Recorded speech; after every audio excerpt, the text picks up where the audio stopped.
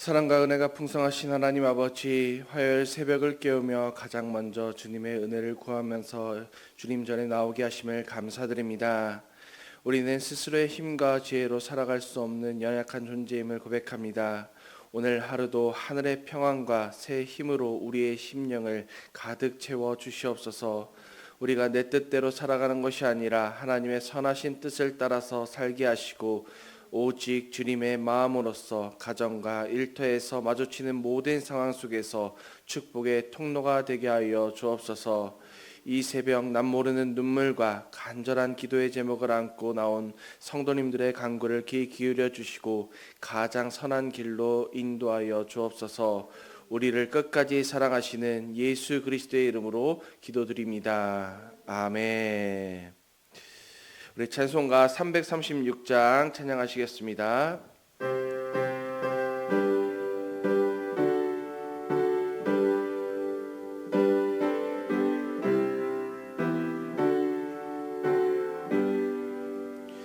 환난과 핍박 중에도 성도는 신앙 지켰네. 이 신앙 생각할 때에 기쁨이 충만하도다. 성도의 신앙 따라서 죽도록 충성하겠네. 성도의 신앙 본받아 원수도 사랑하겠네. 인자한 언어 행실로 이 신앙 전파하리라. 성도의 신앙 따라서 죽도록 충성하겠네.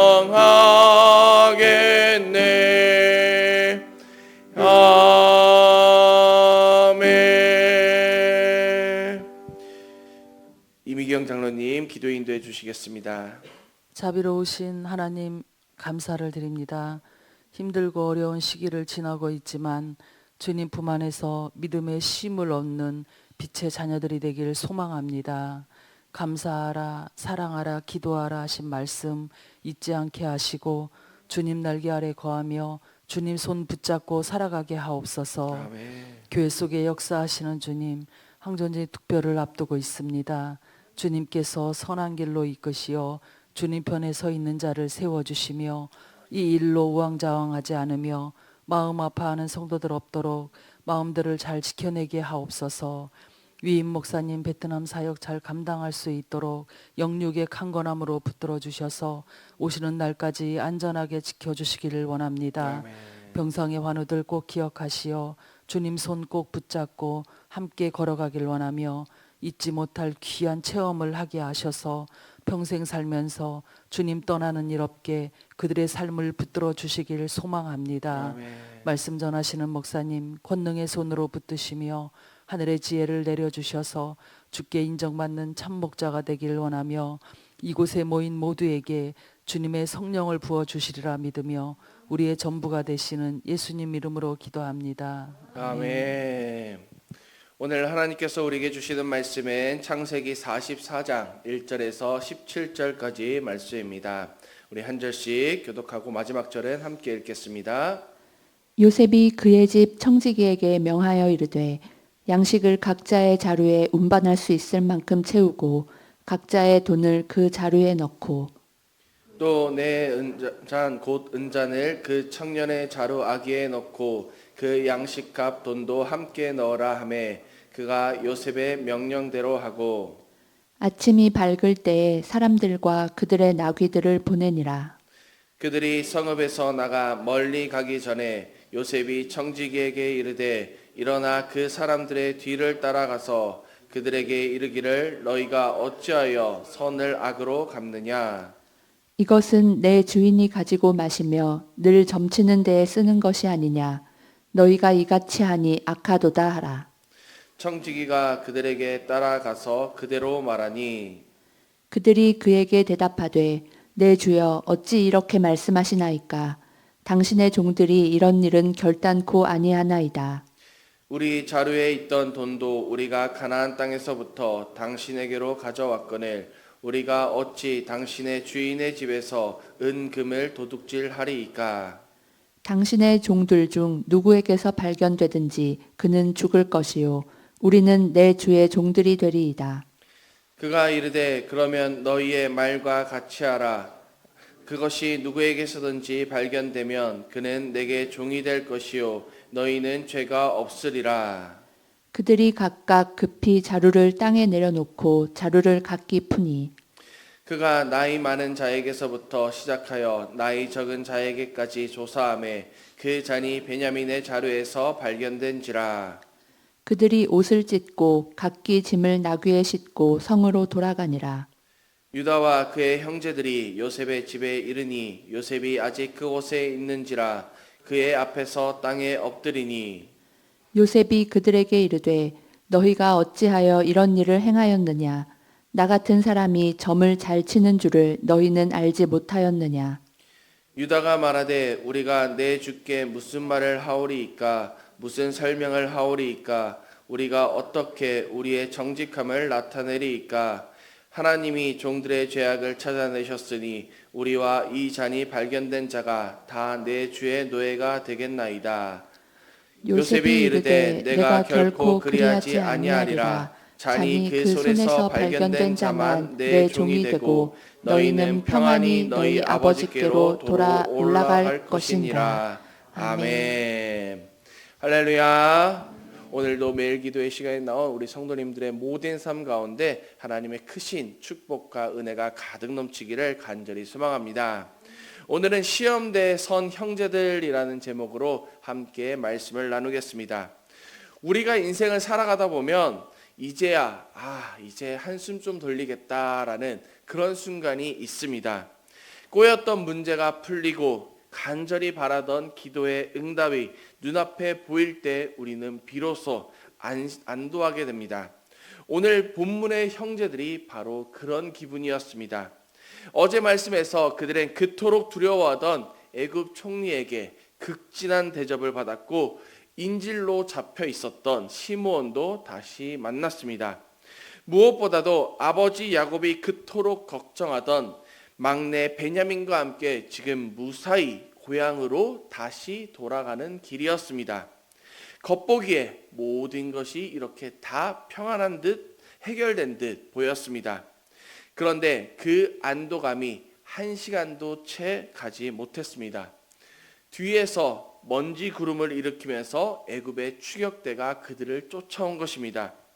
그리고 그들에게 총리의 은잔을 훔쳐갔다는 말도 안 되는 도둑 누명을 씌우고 있습니다. 다 해결된 줄 알았는데 더 큰 위기가 지금 닥친 것이고 잔치가 끝난 줄 알았는데 가장 가혹한 문제가 기다리고 있었습니다.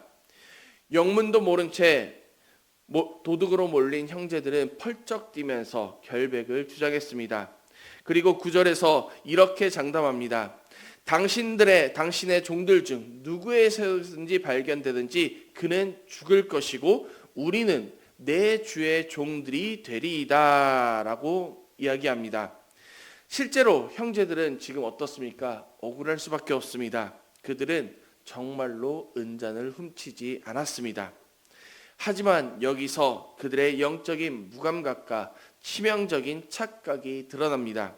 그들은 지금 이 은잔 하나를 훔치지 않았다는 사실 하나를 가지고 우리는 결코 남의 것을 탐하거나 악한 일을 저지를 사람이 아닙니다 라면서 스스로 완벽하게 의롭고 정직한 사람으로 포장하고 있습니다. 22년 전에 동생의 목숨을 팔아넘겼던 그 엄청난 죄악은 새까맣게 잊어버린 채 말입니다. 하나님께서 처음 인간을 창조하셨을 때 인간은 스스로 선악을 판단하고 내 힘과 의로움으로 살아가는 존재가 아니었습니다. 우리는 그저 하나님의 다스림을 온전히 드러내고 그분의 은혜만 의지하면서 살아가면 되는 하나님의 대리자로서 지음을 받았습니다. 대리자에게는 내 의로움이나 내 공로라는 것이 있을 수 없습니다. 모든 것이 다 하나님의 뜻이고 하나님의 은혜입니다. 그런데 상처받지 않고 세상에서 무시당하지 않으려고 치열하게 우리가 살아가다 보니까 어느새 하나님 앞에서도 나를 증명하려고 애쓰고 있습니다. 하나님, 제가 주일 예배도 한 번도 안 빠지고 모든 예배마다 다 참석했는데, 그리고 모든 그 봉사마다 내가 다 헌신했는데 왜 제게 이런 시련을 주시나요? 적어도 저는 남의 눈에 피눈물 흘리지 않게 나게 한 적은 한 번도 없었고 누구보다도 나는 정직하게 살았습니다 라면서 과거의 허물과 뼛속 깊은 그 죄인의 본성은 잊어버린 채 내가 해놓은 종교적인 열심 그리고 도덕적인 성취 몇 가지만을 붙들고 나는 꽤 괜찮은 사람이야. 적어도 저 사람보다는 내가 조금 더 낫지라면서 착각하면서 살아갑니다. 그런데 바로 이때가 영적으로 가장 위험한 때입니다. 내 의로움이 살아서 펄펄 뛰고 있는 그곳에는 하나님의 긍휼과 은혜가 들어갈 틈이 없기 때문입니다. 한편 형제들이 목숨을 걸고 장담하자 청지기가 어떻게 합니까? 맏아들 르우벤부터 나이 순으로 자루를 뒤지기 시작합니다. 첫째부터 둘째, 셋째 쭉 통과되고 이제 누구만 남았습니까? 막내 베냐민의 자루만 남았습니다. 형제들은 이렇게 속으로 생각했겠죠. 거봐, 우리는 도둑질할 사람이 아니라니까 총리의 은잔을 훔치다니 말도 안 되는 거야 라면서. 그런데 베냐민의 자루가 쏟아내는 순간 거기서 애굽의 총리의 은잔이 툭 하고 떨어졌습니다. 그들의 마음이 어땠을까요? 은잔이 떨어지는 그 순간 그들의 마음도 툭 하고 떨어졌을 것입니다. 그 순간 형제들은 옷을 찢었습니다. 자신들의 억울함, 절망을 쏟아내고 있습니다. 불과 몇 분 전까지만 해도 위풍당당했던 그들의 자존심과 그들의 의가 베냐민의 자루에서 나온 은장과 함께 산산조각 나 버린 것입니다. 눈앞에 명백한 죄의 증거가 나왔으니까 이제는 변명도 도망칠 수도 없었습니다. 우리도 마찬가지입니다. 나는 꽤 괜찮은 사람이고 정직하게 살았다고 자부했는데 남들에게는 절대 들키고 싶지 않았던 나의 추악한 이기심, 그리고 미움, 거짓말, 위선의 은잔이 툭 떨어져 드러날 때가 있습니다. 그때 우리는 어떻습니까? 우리의 마음에 옷을 찢게 됩니다. 내 알량한 의로움으로 구원받을 수 없는 뼛속같이 깊은 죄인이구나 라면서 말이죠. 철저하게 무력감을 경험하게 됩니다. 그런데 역설적이게도 내 밑바닥이 온전히 드러나 철저하게 무너진 그때 나는 절망적인 순간이고 좌절의 순간인 것 같지만 모든 것이 다 끝난 것 같지만 그때가 바로 영적으로는 가장 복된 순간입니다. 왜냐하면 내 의가 멈춘 그곳에서부터 하나님의 은혜가 진짜 은혜가 시작되기 때문입니다. 고난이라는 청지기가 우리 자루를 흔들 때 그것은 우리를 망하게 하려는 심판이 아니라 나의 헛된 교만을 깨트려 진짜 은혜를 부어주시려는 하나님의 사랑임을 우리는 분명히 기억해야 할 것입니다. 그렇게 은잔이 나왔을 때 형제들은 22년 전처럼 베냐민을 놔두고 도망쳤나요? 아니었습니다. 베냐민만 버려두고 도망치지 않았습니다. 옷을 찢은 채 다 함께 다시 요셉의 집으로 되돌아갑니다. 그리고 매섭게 다그치는 요셉 앞에서 유다가 엎드려 이렇게 고백합니다. 우리가 내 주께 무슨 말을 하오리이까? 무슨 설명을 하오리이까? 우리가 어떻게 우리의 정직함을 나타내리까? 하나님이 종들의 죄악을 찾아내셨으니 우리와 이 잔이 발견된 자가 다 내 주의 노예가 되겠나이다 라면서 고백하고 있습니다. 사실 실제로 유다는 지금 너무나 억울합니다. 은잔을 훔치지 않은 것은 사실이니까요. 모함이라고 발버둥 칠 수 있었습니다. 그런데 유다는 억울함을 증명하려는 모든 시도를 다 내려놓습니다. 눈앞에 벌어진 기가 막힌 고난의 배후에서 무엇을 발견한 것입니까? 나를 다루시는 하나님의 손길을 발견했기 때문입니다. 유다가 말한 하나님이 종들의 죄악을 찾아내셨다라는 것은 지금 우리가 은잔을 훔쳤다는 뜻이 아닙니다. 그토록 철저하게 숨겨왔던 22년 전 요셉을 팔아넘겼던 그 끔찍한 죄, 겉으로는 우리가 정직한 척 살아왔지만 속은 썩어 문드러져 있던 자신들의 위선을 마침내 하나님께서 들춰내셨다는 것을 깨달은 것입니다.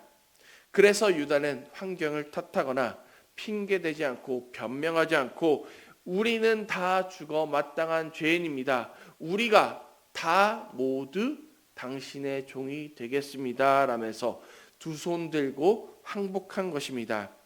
사랑하는 우리 성도님들, 오늘 우리도 유다처럼 정직하게 고백해야 합니다.